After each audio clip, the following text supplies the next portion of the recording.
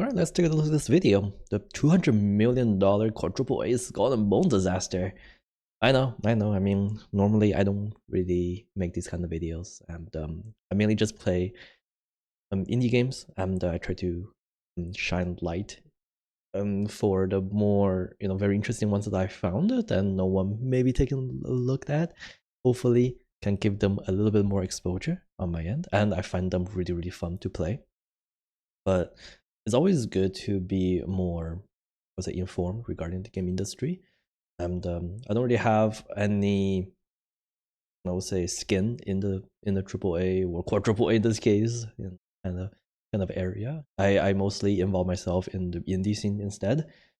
But sometimes these kind of things can drive a lot of public perception into the game industry. So it's always good to know more. So I do want to, take a look at more gaming news from now on as well, and I try to keep myself more up to date regarding these kind of things. And I really believe 2025 is going to be a turning point for a lot of these AAA studios, and that includes Ubisoft, EA, and even Obsidian, and even Naughty Dog actually. Especially with Ubisoft, they are going to release Assassin's Creed Shadows in 2025. It's already been pushed back, and from the perspective we have now, it doesn't look good. And the rumor that they're going into bankruptcy and Tencent most likely going for a buyout, looking to be very likely. And I think Obsidian's going to face the aftermath of the release of Dragon Age Vanguard, and the sales number kind of reflect on it and the current players. And of course, you have EA, and EA is always kind of weird. EA Sports, I don't even know what to say about EA Sports. They kept releasing the same game over and over again, and people kept buying it, even though it was never in good review. So I can't remember the last thing I took interest in EA games. And of course, Naughty Dog. Why I mentioned Naughty Dogs, and honestly, just a lot more other studios. Why I mentioned Naughty Dog is because next year it's most likely they will showcase more about their intergalactic game that they showcased during the Game Award. Doesn't seem that good. I will have no interest in it. And it seems like the public opinions also being mostly negative as well. And I think Naughty Dog kind of running out of their reputations they've been building up throughout the year, through Uncharted, and through the first The Last of Us. And honestly, The Last of Us 2 wasn't I wouldn't say it wasn't that well received. I would say it's more mixed, right? Some people really love it, some people really hate it. I'm more on the negative side because I didn't really like the how the story was told, how the transition between stories, and the character wasn't that interesting as well. So and I think the newest game they release might be their last straw before they completely change their the AAA gaming structure. And I think that can be said about a lot of those AAA companies, honestly. So we will just have to see. 2025 is going to be crazy in terms of gaming. I think we're already hitting that point already. So yeah, I mean, let's take a look at the 200 million Quadruple A game from the studio that claims that players should get used to not owning games, right?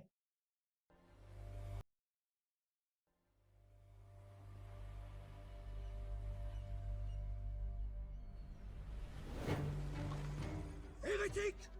Return what you have stolen from me! You've no claim to it, Robert. Take yourself. Okay, I will say this before we start. Skull and Bones, from what I've seen in terms of overall gameplay, it wasn't other impressive. I don't know why they claim it to be Quadruple A at all. And compared to this gameplay, compared to Assassin's Creed Black Flag, it doesn't make any sense. It's not an improvement. It's actually regressing. So I don't understand how do they have the balls to claim to be Quadruple A at all. You play a dangerous game. I assure you, this is no game. After recreating the Crusades, Renaissance Italy, and the American Revolution, Assassin's Creed made the golden age of piracy its playground in 2013. Yeah, exactly. The historical setting enveloped players in a swashbuckling adventure across early 18th century Caribbean waters. Naval combat mechanics entered the mix as a series first, proving so thrilling that fans wasted no time wishing for a Ubisoft-produced pirate game sans the trappings of Assassin's Creed. Yes. The publisher unveiled such a project at E3 2017. The Skull and Bones announcement... See, that's the thing I don't really get, right? They have a really good template already of what people want, but it just seems like a lot of these studios kind of doesn't understand their core audience anymore. Or they want to expand their audience, but at the same time, they're kind of neglecting their fundamentals. So which is really strange. Like for any sales, for any companies to do that, it just seems a bit weird. Trailer and subsequent gameplay walkthroughs promised the sailing experience from Assassin's Creed 4 Black Flag would be injected into a massive multiplayer romp. However, the idea derived from a simpler premise years prior, one that would have seen Black Flag receive a seafaring online suite post-launch. Turn up a But little. ambitions swelled as Ubisoft executives heard the siren song of a recurring revenue stream. Thus, Assassin's Creed 4's multiplayer mode morphed into a live service. Creative leads struggled for years trying to Okay, I'll be honest, I never played the multiplayer version of it. Honestly, Assassin's Creed, I will be honest, Assassin's Creed was never like my part of my core memories. You know, I think I've mostly I love Altair and Ezio's story, and that's probably the only two I played, and the two stories I played, and also the one in PS Vita, and those are the three ones. I forgot what the ones on PS Vita called. Devise a clear vision, all while Skull and Bones became marred by several regime changes, multiple reboots, and more than a few delays. Mismanagement in the development and publishing departments muddied the waters from the start, and Ubisoft's bold insistence on a hefty premium price tag all but doomed the so-called Quadruple A title. Despite nearly a decade of build-up, the pirate game launched to minimal fanfare in February 2024, courting fewer than 1 million users in week 1. I do want to say though, I think players are now getting used to the $90 price for the AAA games now. Suggest as much. This is the tragedy. Remember when games used to be 60? I mean, well, at least for me, it's in Canadian. I'm not sure about USD, but I still remember that was like what 10 years ago, about 10 years ago, and I remember people were saying that, oh, you'll never go that high, you'll never go that high, and now I think people are used to paying $90 for a AAA game now. Yeah, and I think they kind of know. They kind of know that gamer will pay for it anyway. So I guess we've been conditioned in the past 10 years to just accept a price of $90 per game, and I think gamers are also conditioned or trained, or so-called trained, to accept microtransactions as well, which is not good. Not good for the gaming industry as a whole. Really not. Of Skull and Bones.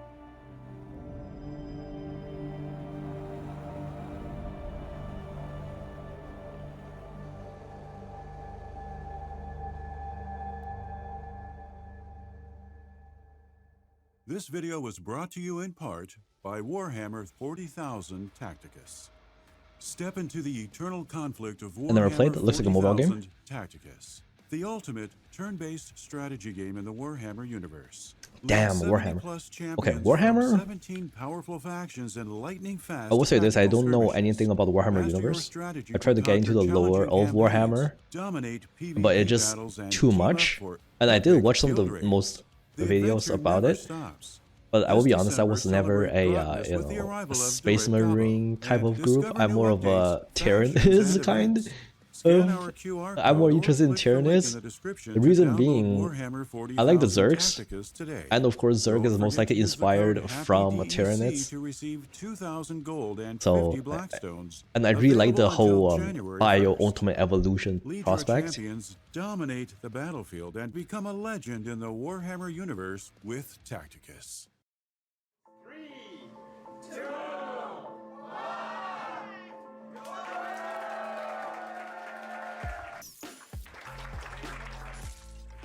Founded in 2008, Ubisoft Singapore spent years serving as a support studio for every major Assassin's Creed installment, minus the original. Its co-development duties on Okay, I will say this. I think they're just releasing too many games in 1 year, and that's it. C4 Black Flag notably included the design of naval-based gameplay, yet helming Ghost Recon Phantoms also primed the Singapore office for its most daring effort. The Tom Clancy-branded multiplayer game came and went fleetingly, launching in 2014 with an unsuccessful free-to-play model that only kept it afloat for 2 years. By the time Ubisoft shut down the Phantoms servers in December 2016, many Singapore staffers already had their hands full with what would become Skull and Bones. Shortly after completing its Black Flag tasks, Ubisoft Singapore started developing the naval combat-focused online expansion. According to producer Anu Vadur, the Okay, I will say this though. I think Ubisoft right now have like around what 20,000 people, employees, compared to a I would say a AA studio, most likely around 100-ish people. That's a huge difference.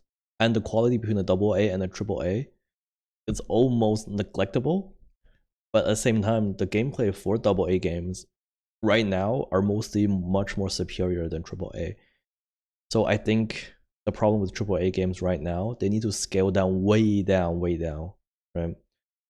The difference between AA and AAA should be the quality and the game.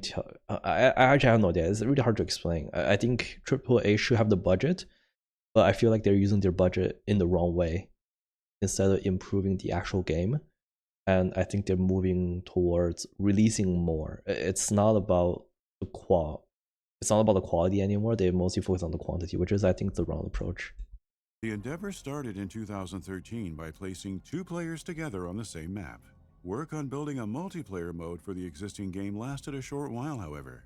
Anonymous sources who spoke with Kotaku in 2021 recalled how Singapore's sailing tech, as well as its then fledgling Phantoms experience, convinced higher-ups the studio could quickly produce a live service using Black Flag assets. The beginnings of an Assassin's Creed 4 multiplayer suite consequently transformed into a separate MMO-like project. And I also think with the going public codename is a mistake Black for a lot of Flag game studios. Infinite. I really do. An inherent connection to Black Flag and its aging technology held back Infinite's growth potential on multiple fronts. For one, AC4 was a cross-gen game for both PS3 and PS4 era hardware, almost guaranteeing Infinite would be rendered obsolete upon release. Hoping to future-proof the online pirate experience, Ubisoft headquarters set aside the Assassin's Creed branding and instead charged the Singapore outfit with creating a new IP centered around high-stakes ship combat. Skull and Bones, tentatively titled Project Liberté, spawned from this line of instruction, the chaos of mismanagement nipping at its heels.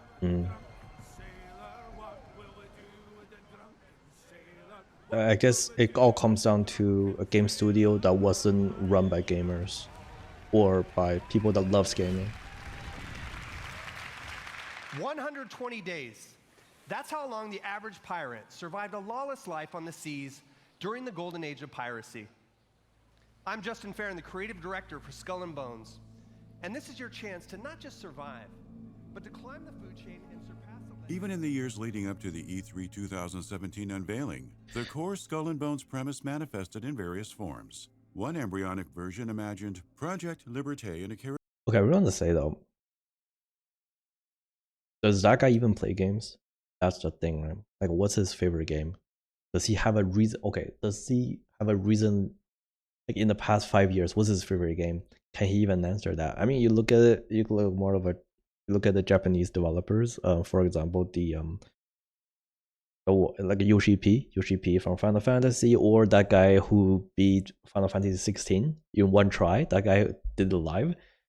They understood gaming. Like, they are studios that run by people that are actually understood gaming and understood gamers, and I think that's a big difference. Caribbean setting like Black Flag. Another pre-production iteration reportedly took inspiration from strategy game Sid Meier's Pirates, and would have seen players explore Hyperborea, a fantasy world where branching multiplayer campaigns could last for weeks. The mythical pirate utopia Libertalia constituted the primary influence behind a third variation. Though all were explored to some extent, none of these ideas advanced beyond prototyping. Still, Ubisoft Singapore invested a significant amount of resources and time into each iteration as a result of constantly reworked concepts. The focus shifted around 2017 when Leeds decided a sessions-based shooter modeled after Rainbow Six Siege, but with boats, was the best bet. An Indian Ocean backdrop seemed optimal as well, I've heard good considering things the about large Rainbow Six ocean 6. basin housed every major ecosystem and a wealth of trade resources. Plus, the ocean's proximity to Singapore provided the developers with a certain air of confidence that they'd be able to faithfully fashion a fantasy about how the region's pirates operated. It sounds good from Ubisoft the showcased beginning a though. glimpse of this vision during the Skull and Bones reveal at Microsoft's E3 2017 press conference. On top of the bombastic ship combat, initial details teased epic encounters against AI pirates and beasts lying in wait beneath the water. I guess The you promise can of never trust the 5v5 pre-alpha player footage. modes and ship customization centered around RPG-inspired boat classes also captured the public's attention. Justin Farron, the project's first creative director, touted improved wind mechanics as another major improvement over Black Flag, especially since the feature boasted offensive and defensive uses combined with standard navigational tools. Regardless of the compelling trailers and marketing speak, Skull and Bones couldn't escape comparisons to Rare's more stylized Sea of Thieves pirate sim. Ubisoft developers argued tone as the key differentiating factor. Sea of Thieves ran rampant with light-hearted fun. I remember Sea of whereas Thieves when it Ubisoft's title first began, prioritized a it grittier wasn't approach that informed good by from the many beginning. pirates historically Maybe I might be fleeing to the wrong, Indian but Ocean after getting I heard it punished had out a of the lot of Caribbean. improvements throughout the Speaking with years. GamesIndustry.biz, the studio's director of product and service, Francois Loger, noted that Skull and Bone imagined those pirates entering new waters and fighting to reach the top. But I guess a lot of these games, like when they first release, it doesn't receive well, and no matter how good they improve, it's really hard to pick it up again. Some of the there are exceptions, of course, like No Man's Sky. I still remember the first time No Man's Sky was released, it was nothing like they promised. But throughout the years, they kept releasing update. I think it's how many years now? 10 years maybe? Close to 10 years? And I think they finally regained the reputation. And it takes that long to regain the reputation. And they have to really earn it. They have to really earn that reputation back. And they have to really deliver plus more in order to get in order to make people believe in them again. And a lot of the games or a lot of studios don't have that much time. They don't have that much support to able to, keep grinding the same game for 10 years in order to win back their fan base. So a lot of them will lose their fans forever, which is, it's not really a shame, but it is unfortunate. Top of the food chain, thus evoking a mafia kind of story, separate from other pirate games. And thanks to the lessons learned from Ghost Recon Phantoms, community feedback was positioned as an integral part of pre- and post-launch development. As such, news about the Keepers of the Code program accompanied the Skull and Bones announcement, inviting users to playtest the game and influence its creation. But some Kotaku sources claimed Ubisoft executives wanted more from E3 2017's sessions-based build and tasked developers with designing additive exploration budgets Executives wanted more, of Quest course. could venture beyond monetizing the PvP grind.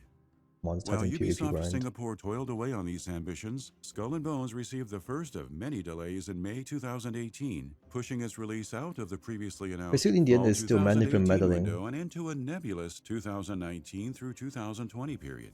The publisher told investors the prolonged production cycle would result in an even more engaging experience for players.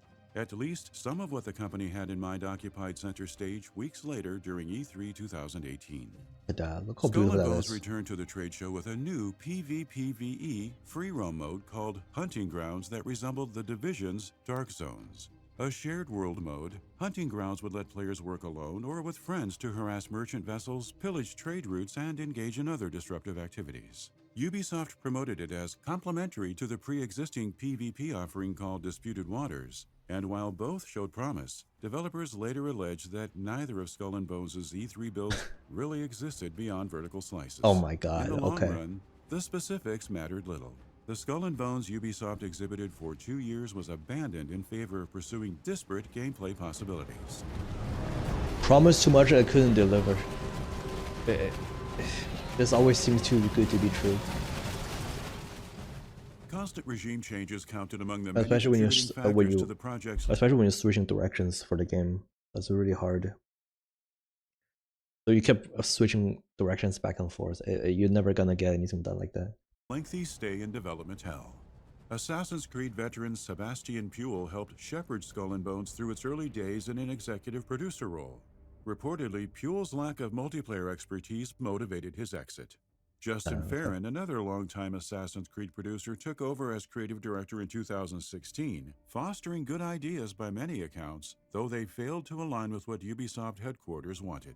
Notably, The Farron stuck headquarters. around until June 2019, 1 month after the second delay. The vice president of editorial from Ubisoft's Paris HQ, Elisabeth Pellin, assumed the role of creative director shortly thereafter and helmed a new way forward. Leadership had previously debated whether the project would center a pirate or their ship as the main playable character. So basically, they don't even have a solid direction where the game gonna go after how many years of development? 2 years, right? The E3 And you just imagine how much time and money that costs during that 2 years. That's all wasted. And they still don't know what they're trying to do, what they want the game to be, and who their audience are, who they're trying to sell this game for. 2017 and 2018 builds revolved around the latter. The mid-2019 reboot focalized a playable pirate, then implemented exploration and survival elements borrowed from Rust and Ark Survival Evolved. Letting users roam land masses on foot represented another new point of interest, one prompting several rounds of trial and error. Existing combat, looting, and sailing mechanics remained intact, supported by crafting, trading, and other resource management features. The survival-based additions inspired higher stakes for dying, yielding what some developers deemed a roguelike light edge. Such drastic shifts invited more chaos since the engine tools used for Skull and Bones were ill-fated for land exploration and the sudden inclusion of deeper inventory management. The crew sunk 6 to 12 months into sorting through the resulting issues, so it's no wonder Ubisoft's October 2019 earnings report confirmed a third delay. Oh my god. Officially, the publisher kept Skull and Bones out of the limelight for quite some time, but fresh details surfaced courtesy of reporting from Video Games Chronicle in July 2020. Development sources who spoke with VGC alleged the 2000. I'm surprised they didn't just cut their losses at that point. It's very surprising. They were kind of stubborn on this whole premise of Skull and Bones.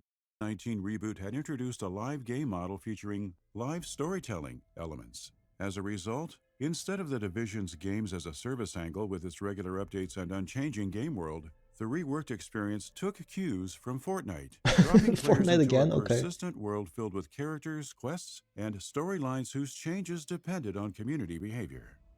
Stopping short of corroborating the VGC story, Ubisoft Singapore's September 2020 blog post revealed that progress on a new vision had entered full swing.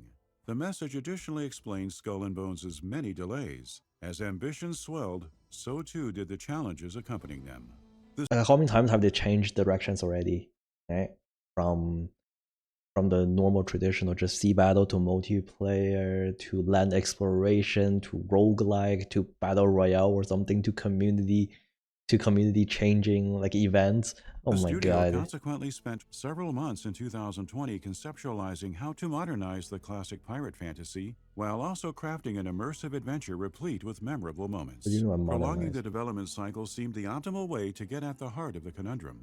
Ubisoft further facilitated production efforts at this juncture upon assigning satellite studios like those in Berlin, Chengdu, Kyiv, Paris, and the Philippines to assist the Singaporean outfit. Holy. A fourth delay Almost all followed in their May studios are supporting this. 2021, pushing the release to an unspecified date between April 2022 and March 2023. Delayed for 4 consecutive years. Ubisoft Chief Financial 4 Officer years. Frederic Duguay spoke highly of the project's creative direction in a financial call, then stated development had been advancing well for the past year. Is he fired? That's a $200 million call, man. I think he should step down. At the time of Kotaku's June 2021 report, sources claimed the direction was still evolving because the multiplayer title hadn't hit the mark. Some people in the know blamed the turbulence on a general lack of direction, exacerbated by too many leads taking charge while few were willing to make tough calls.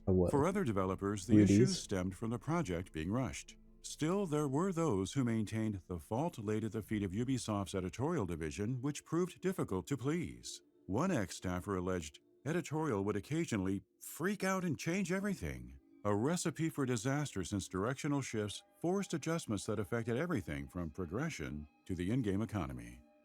Culture clashes between the Assassin's Creed and Ghost Recon Phantoms teams compounded the situation, as did the revolving door of creative leads. Not only did the latter cause multiple reboots, leadership shakeups most often meant previously shelved ideas were relegated and sometimes cast aside once again. So basically, you have too many different teams working on this same game where they have vastly different experience on the previous project, right? Wasting time thus became the name of the game. Therefore, developers occasionally either found themselves with nothing to do or stuck in a cycle of busy work while higher-ups contemplated the next course of Okay, I think this all these issues all stem from that one initial sentence, right? The higher ups wants a different direction, or the higher up. This isn't what the higher up was looking for. I think every single like branching out problem stem from that root, right there. of action. Reportedly, a culture of fear adversely impacted Ubisoft And of Singapore course, throughout Skull and Bones' development as well, based on allegations of misconduct and workplace toxicity. Employees who spoke out claimed the publisher's efforts in 2020 to rid its ranks of bad actors accomplished little in terms of reforming the work environment. Difficulty retaining employees dogged the beleaguered multiplayer effort too, supposedly culminating in an unprecedented staff exodus, in which senior developers left in droves due to the constant fits and starts. The fraught production cycle naturally raised questions about why Ubisoft simply didn't pull the plug. yeah. A few developers believed a deal with the Singaporean government was what staved off cancellation, considering the country's Economic Development Board had granted the publisher subsidies in 2016 to foster AAA game development in the region. I Skull and see. Bones seemingly benefited from a certain level So it was a government grant for them to keep going. So I guess if you give up, I wonder if the government can take you up to court. That might be the case. I'm not sure about how Singapore. I'm not sure like would this land between Singapore or would it land in France since Ubisoft is it's a French company? No, it's a French Canadian company, right?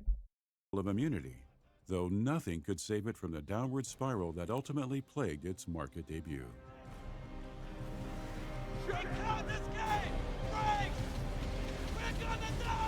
So in the end, they couldn't. I mean, seriously, isn't it kind of ironic though? It seems kind of ironic. They're making a pirate game where pirates are mostly up against where, like that they basically, for seeking the sake of freedom, they most of the time they're up against government. But the development of a pirate game, they've been tied down by the government. That seems a bit ironic in that sense.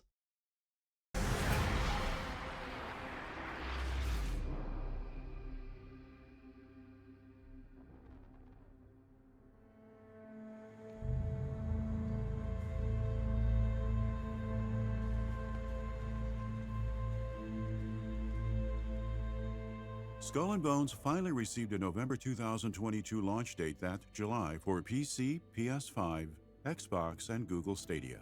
New details confirmed players would spend most of their time at sea with scattered chances of exploring the world on solid ground. A worldwide gameplay reveal followed the news, spotlighting multiplayer crafting, ship management, and exploration. In short, hopeful players were promised an adventure wherein they'd be able to assemble a crew aboard a small sloop and expand it into a mighty force on hulking warships. Sounds good. Viewers quickly expressed skepticism, lambasting the first-person ship camera, a lack of shipboarding combat, Not even and the third person. dated-looking visuals. Many begrudged Quadruple A, huh? Ubisoft for not delivering something along I mean, the that lines hair of a physics that even look Black Flag Quadruple A. 2.0 experience. Ubisoft postponed Skull and Bones for a fifth time in September 2022. An extra 5 months would be used for polishing and balancing purposes, a necessity to improve the project's chances of long-term success. A sixth and final delay cited similar intentions in January 2023 as developers prepared for Skull and Bones' How many is this now? February 6 delays? 2024 rollout on PC, PS5, and Xbox Series platforms. The pirate title became mired in controversy once more ahead of launch, courtesy of its contentious $70 price tag. As a live service game with a battle pass, in-game store, and premium currency, the general consensus. So you're telling me it's basically $70 for initial purchase with in-game purchase, microtransactions, and the battle pass. Oh my god, minus. argued Skull and Bones had no business. Alright, you might as well just add gacha in that point, isn't it? And do you have loot boxes? Probably. I mean, what am I saying? Ubisoft, of course they have loot boxes. I bet they have loot boxes. Or if they don't have loot box now, they're gonna have loot box later. Business demanding such a high entry point. Even investors raised concerns during an earnings call. One pondered whether the cost could presumably limit the player base. Ubisoft CEO Yves Guillemot defended the decision, labeling Skull and Bones a Quadruple A endeavor that warranted steeper pricing because it offered a full-fledged game that would deliver in the long run. But isn't that what AAA games supposed to be? You know, a full-fledged game. I feel like that's what the product's supposed to be. I think that's, at least that's the bare minimum, isn't it? A full-fledged game. Am I crazy? Am I crazy? Am I crazy? There's no way, right? I think a lot of games these days doesn't even deliver a full game anymore. Critic reviews and user impressions soon thereafter suggested otherwise. Dismal review scores permeated the day one discourse. The common assessment being that while Skull and Bones provided a fun adventure, repetition, minimal gameplay variation, and dull missions did not beget a lasting thrill ride.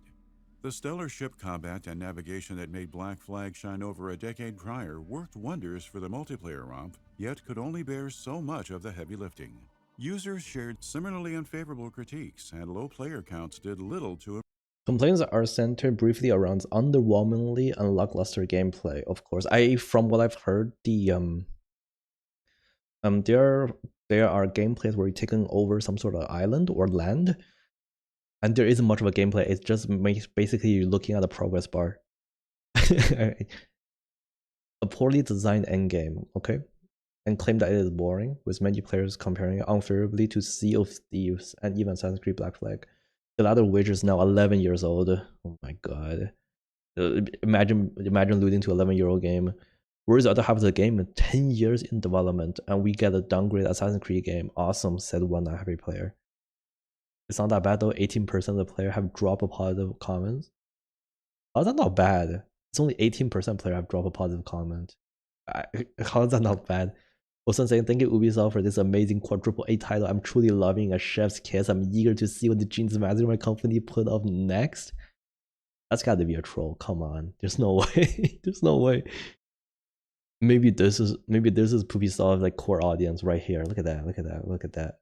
Chef's kiss. Here's a little better currently sits on the meddling 64 out of possible 100 across all platforms. improve the perception. I mean, when you can't even get a Insider critic score to be Gaming's over commented 70 from at sources least, who claim the then I repeatedly think you're delayed really title losing it. barely cracked 850,000 players in its first week, numbers bolstered by a free trial promotion. It was far from a great start for a project created on an estimated $200 million budget. Okay. Users who did dive in seemed engaged at the very least. I mean, look at it this way. At least Concord is what, 400 million, right? Logging about 3+ hours of playtime per day. Either way, developers knew sales figures were less than satisfactory, with some attributing the soft launch to the ill-advised $70 price tag. Specific failings aside, Skull and Bones' various shortcomings appeared indicative of a larger, company-wide issue within Ubisoft. Insider Gaming published a report prior to launch detailing the internal tensions that had beset the France-based organization. Sources familiar with the in-house operations identified Ubisoft's penchant for chasing trends in recent years as one of the key culprits behind its steady decline. Between 2021 and 2022, for instance, the Assassin's Creed publisher had approximately 12 Battle Royale shooters in development, many of them 12 Battle Royale. unceremoniously shelved. Poor management of this scale naturally resulted in delays becoming the norm. How the hell do you When make paired 12 with Battle unclear Royale? creative directions and toxic work environments, it's no surprise the likes of Beyond Good and Evil 2 entered and remained trapped in development hell throughout Skull and Bones' prolonged stint. But Okay. Ubisoft's live service games have turned things around in the past. Rainbow Six Siege constituting the most famous example. Skull and Bones could someday enjoy a comparable surge. I heard good contingent things, on whichever but way I the think wind blows for kind of died down Ubisoft again as a for whole. Rainbow Siege. I heard a lot of issues with Rainbow Siege now. Percent years low. Tencent. There it is. That's the one I was looking about. Tencent and Guillemot family reportedly planning an Ubisoft buyout. Yeah. I think 2025 will be most likely the last year. if made possible by me.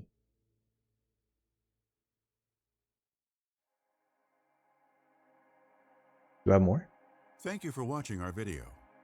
We'd like to take this time to thank And thank you for the video. So yeah, that Tencent news is what I heard the most, and I did check out Ubisoft stock, of course. I never bought it. I never buy it. I never believe in the product, so I don't really have any skin in Ubisoft. But I think they have a drop of 90% or 70 to 90% recently. Oof, it's not looking good. I really think that Assassin's Creed Shadows is going to be their last draw, and I think I talked a bit about it earlier, but with so much controversy throughout the years for Ubisoft, especially on Shadows, and it's already been delayed. Right, it's already been delayed once, maybe twice. I don't remember the exact number, but it's already been delayed, and it haven't done a good job marketing it. They made multiple historical mistakes, where the starting point of Assassin's Creed game is the fundamental, like the historical, the awe of historical accuracies. It's not like people understand. I think players understand that this is a fictional game. It's a sci-fi game, but the appeal of Assassin's Creed is those. How do you fit those historically accurate events into a fictional game? And making players that think that, oh my god, that can actually happen. That kind of awe moment. That's what driving player interested in Assassin's Creed in the first place. When people thinking about like, oh my god, so Da Vinci's invention, which is his actual invention, we're supposed to use it like this. That's what the interesting part about Assassin's Creed. But when you're twisting history that much to fit a certain narrative, or because you're twisting the history that much because of carelessness in culturally, historically, and narratively, then it's not gonna work out. Especially when it's so obvious that normal people can point it out, especially by the people of that culture, especially when Japan pointed out, then it's not gonna work. It's not gonna work. I don't think apologies or rewrites gonna work out because people are already losing faith in that game. So I really think that Assassin's Creed Shadows might be their last game before something seriously changes, either to buyout. I don't like it. I don't like buyouts. Having game run, like having multiple companies running under the same flagship, like Tencent, I don't really like it. So I don't know. We'll just have to see. Just have to see what's gonna happen. So yeah, this is basically my very, very stupid take on the first Quadruple A. Hopefully the last Quadruple A games. All right. Thank you so much. You know, we'll see what happens. We'll see what happens next year, and I'll wait for more development happening, I guess.